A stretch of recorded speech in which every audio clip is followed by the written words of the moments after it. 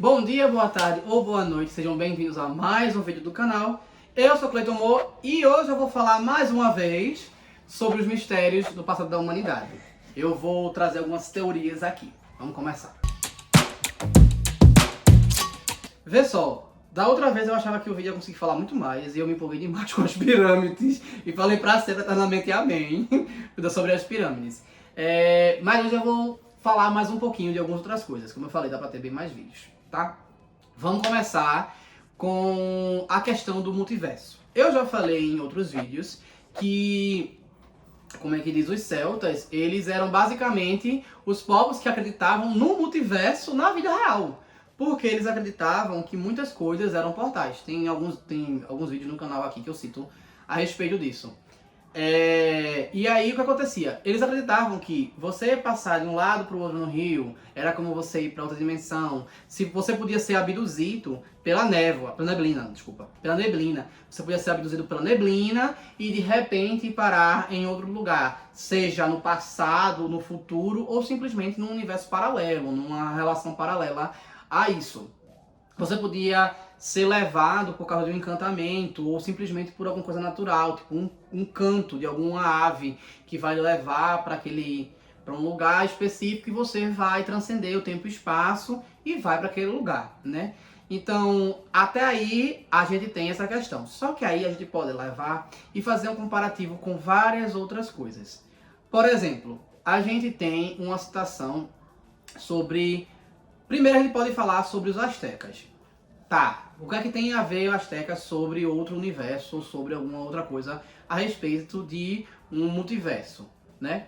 Vamos lá, os Aztecas dividiam em várias camadas o inframundo, que alguns historiadores falam que essas camadas do inframundo, do submundo, elas são referentes ao período de gestação, como se fosse aí talvez uma reencarnação azteca, já no período de reencarnar, então 9 etapas, os 9 meses da gestação, mas o céu era dividido em 13. O céu era dividido em 13. E por que o céu era dividido em 13? Cada lugar ocupava uma coisa diferente. Então, para eles, tinha o lugar onde entrava a lua, onde entrava o sol, onde entrava as estrelas, onde entrava uma estrela específica, onde tinham alguns deuses, onde tinha o vento, onde tinha não sei o quê. Então, cada um deles é um lugar diferente. E aí você pode parar a pensar, poxa, talvez sejam aí universos paralelos a respeito disso. Talvez eles tenham tido essa interpretação que os celtas tiveram, só que aplicaram de forma diferente. Tá, e a gente pode dizer só isso? Não, a gente pode citar várias coisas de vários povos. Os nórdicos acreditavam que estavam 9 mundos. E aí o problema não é 9 mundos não, porque como velejar era muito complicado e se tivesse tempestade eles podiam vir a naufragar ou coisa desse tipo, então talvez migrar para um lugar longe já seria como se fosse uma viagem. Só que eles acreditavam que tinha outro universo, e esse outro universo é onde estavam os deuses, né? E tinha outro universo que tinha o quê? Os anões. E outro universo que tinha o quê? Os elfos. A gente pode dizer que é uma referência a vários povos, mas não necessariamente, visto que eles acreditavam que tudo isso estava numa parte diferente de Yggdrasil. Então não era como se fosse uma continuidade de terra. Apesar que, assim, em alguns pontos falam que Helheim, ele tá depois de um rio específico lá e ali é o caminho para ir para Jotunheim, né? Às vezes falam sobre isso também e aí já passa para o mapa em si. Mas também pode ser uma referência a transcender um universo, né? Viajar assim. E aí tem um conto específico que tem os Tarahumara, que eles acreditavam que eles transcenderam de um estado espiritual para outro, que o universo passou por um reboot, e esse reboot foi levado de um lado para o outro, só o povo Tarahumara. E tudo mudou, que nesse primeiro universo os animais falavam, as coisas falavam, a parte do animismo que tem em vários povos antigos, em vários lugares é falado, os Tarahumara também acreditavam. Esse povo, eles são do oeste mexicano, né? E aí a gente também tem outros povos que falam isso. Os maias mesmo, eles falam que a humanidade foi refeita algumas vezes. Os astecas falam que o mundo passou por 5 reboots. E aí a gente pode falar sobre, talvez, mudança, né, de dimensão, uma transcendência de dimensão, ou a gente pode tratar mais do ponto geológico da coisa, de as grandes extinções. A gente está no quinto sol, então teoricamente a gente passou por 4 sóis anteriores e acabaram 4 vezes o mundo e vai acabar a quinta vez. Teoricamente aí eles poderiam, se fossem as extinções, eles só erraram a conta para uma. Mas seja uma referência a multiverso, seja uma referência a reboot por causa das extinções, como é que esses povos sabiam? Como é que eles... Porque se a gente partir do princípio de que é ensinado que na natureza nada se cria, tudo se transforma, na verdade Lavoisier falou o quê? No sistema fechado, a soma da massa dos produtos é igual à soma da massa dos reagentes. Mas aí traduziram de uma forma entendível para o povo, dessa forma de que na natureza nada se cria, tudo se transforma.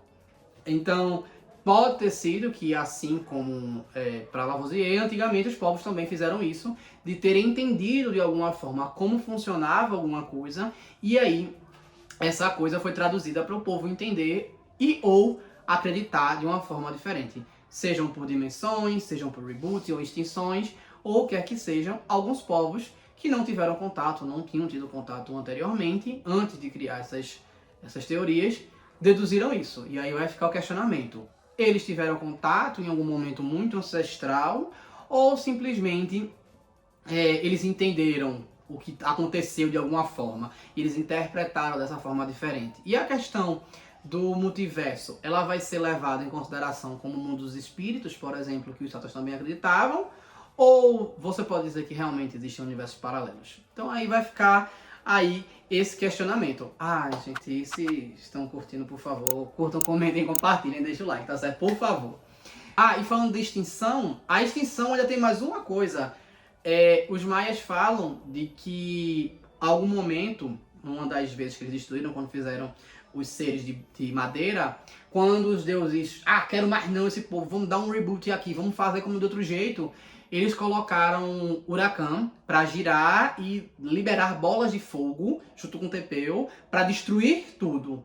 Talvez isso seja uma citação ao meteoro que caiu no Cretáceo, né? Mas aí, uma descoberta do meteoro do Cretáceo, que foi feita no século XX, praticamente um dia desses e tudo mais, ser comparado a um povo que estava lá atrás, será que tem alguma relação? Será que só foi coincidência? Lembrando, tá, que os maias ocupavam uma região que não estava muito longe da cratera onde caiu o meteoro não, tá? Não estava ali muito longe não.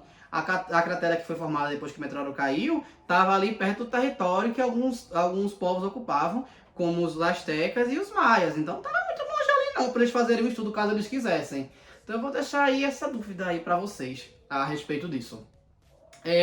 Outra coisa que a gente pode trazer vão ser os dilúvios. Os dilúvios, eles são citados em vários lugares, em vários contos são citados. Não só na Bíblia, por exemplo, no caso de Noé, né? Ele também é citado, por exemplo, na mitologia chinesa, quando Gong Gong mete a cabeça para quebrar um dos pilares do céu, entronchar o céu, isso faz chover uma chuva que mata praticamente toda a humanidade, restando apenas Noé e seu irmão, para eles reconstruírem toda a humanidade e a partir disso. Então, tem esse dilúvio citado. Os Caingangues também... É o quê? Noah. Noah. Engraçado, né? Porque Noé em inglês é Noah. E tem também os Caingangues, também falam de dilúvio.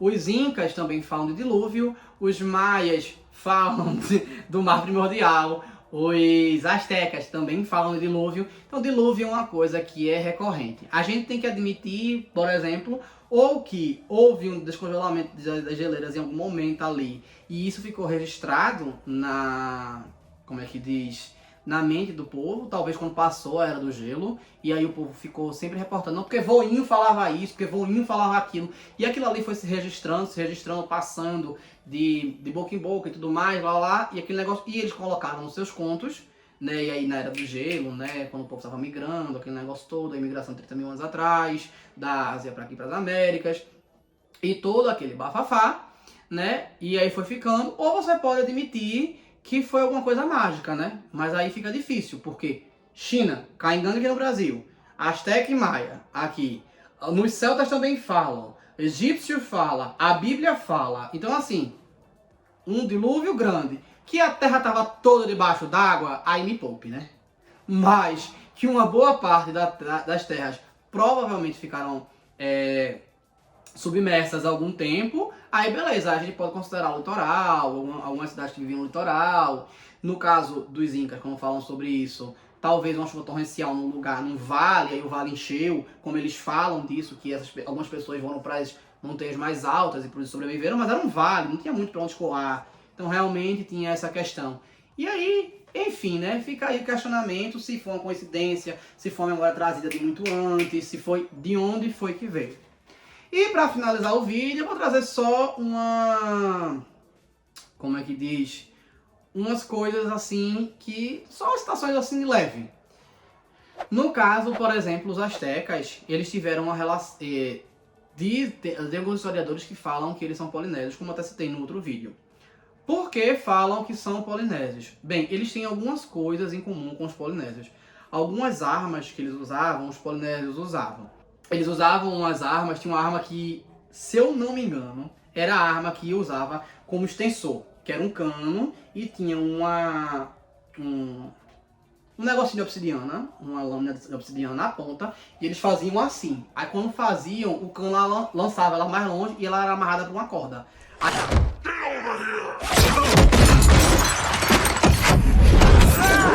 atingia e eles puxavam de volta. Era como se fosse um negócio automático que voltava pra mão. Os polinésios faziam, se não me engano era essa arma, os polinésios também tinham. E tem outra arma também, que agora não estou lembrando o nome, que os polinésios também tinham. E a outra coisa em comum com eles é que ambos usavam obsidianas. Eles usavam obsidianas para fazer as armas e outras coisas. A obsidiana é uma gema, né, que é feita a partir da lava, quando ela petrifica lá, e ela tem alguns compostos específicos. E aí ela vai petrificar e se ela for lapidada, ela fica muito afiada. E assim, reza a lenda que o Macuahuitl dos astecas, eles eram de dois lados. Um lado que era chato, achatado, era para bater e desmaiar a presa. Mas o outro lado, ele era todo cravejado de obsidiana. Se você batesse assim, rezava a lenda, que com uma porrada só, torava a cabeça até de um cavalo. Aí fizeram estudos e descobriram que com uma não, mas com 3 era suficiente para torar a cabeça de um cavalo mesmo. Enfim, essa é mais uma teoria que os historiadores, como eu falei, são prepotentes e não aceitam de jeito nenhum que eles podem ter vindo dos polinésios, né? Mesmo tendo algumas coisas em comum com os polinésios. Mas fica aí o questionamento. Vocês acreditam que eles são polinésios que vieram pelo mar, como eles falam, como a própria mitologia deles fala? Ou vocês acreditam que eles vieram na imigração lá de 30 mil anos, pelo Estreito de Bering e pela parte da Era do Gelo? Digam isso nos comentários, comentem lá o que vocês acham. E é isso, eu espero que tenham gostado, curtam, comentem, compartilhem e se inscrevam no canal. Valeu!